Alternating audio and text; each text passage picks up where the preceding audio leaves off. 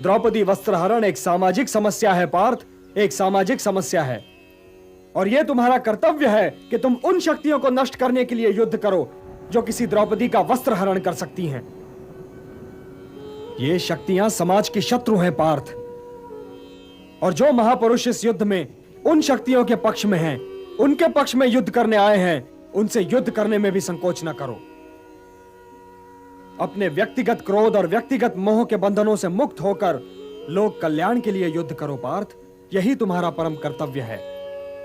मुझे देखो पार्थ, इस समाज और उसके वर्णों को गुणों और कर्मों के आधार पर स्वयं मैंने रच तो दिया, परंतु इस समाज रचना का फल मैंने कभी नहीं चाहा। इसीलिए कर्ता होते हुए भी मैं अकर्ता हूं। और जो इस रहस्य को समझे पार्थ, वो कभी अपने कर्मों में लिप्त नहीं होगा। न माम कर्माणि लिम्पन्ति न मे कर्म फले स्पृहा इति माम यो भी जानाति कर्म भी न सबध्यते। मुझे कर्म फल की इच्छा नहीं है, जब ही तो कर्म मुझे दूषित नहीं कर पाते। तुम भी निष्काम कर्म करो पार्थ, और अपने कर्म पर अपने निहित स्वार्थ की छाया न पड़ने दो। हे भारत, कर्म, अकर्म और विकर्म के अंतर को समझो। और कर्म, अकर्म और विकर्म में क्या अंतर है केशव?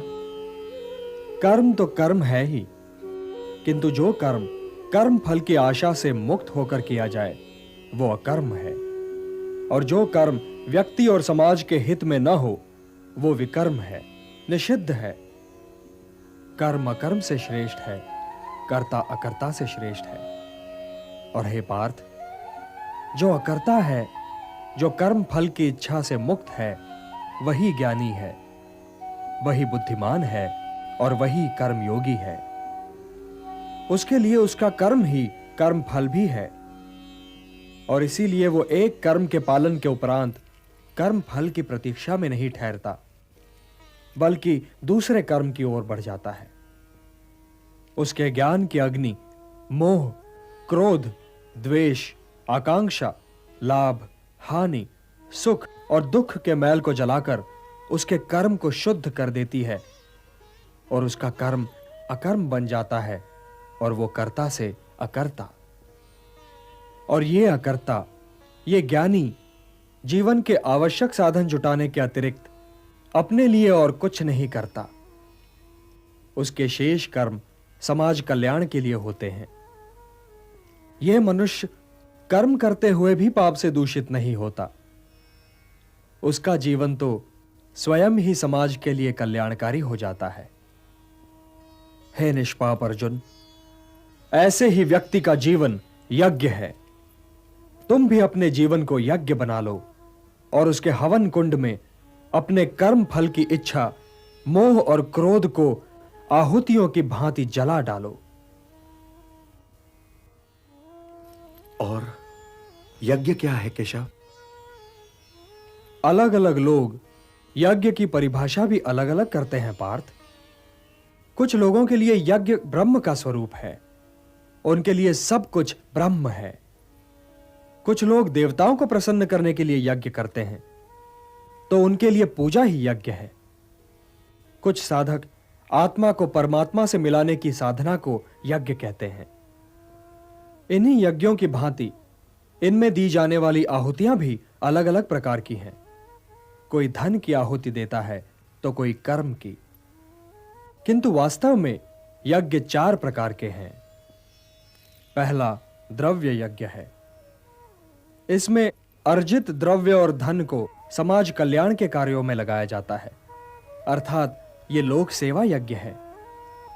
दूसरा तपो यज्ञ है। जब कोई अपने कर्म को अपनी तपस्या बना लेता है तो उसका जीवन तपो यज्ञ बन जाता है।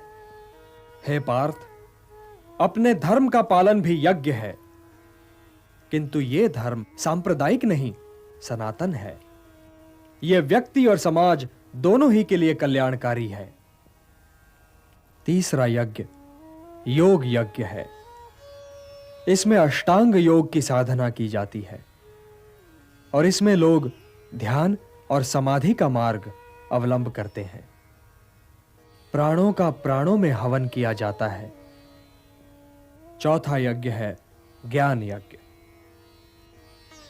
यूं तो पार्थ चारों ही यज्ञ महत्वपूर्ण हैं, परंतु श्रेष्ठतम है ज्ञान यज्ञ, क्योंकि ज्ञान ही तो अच्छे और बुरे में अंतर करता है और अपनी अग्नि में तपाकर कर्म को शुद्ध करता है और शुभ बनाता है।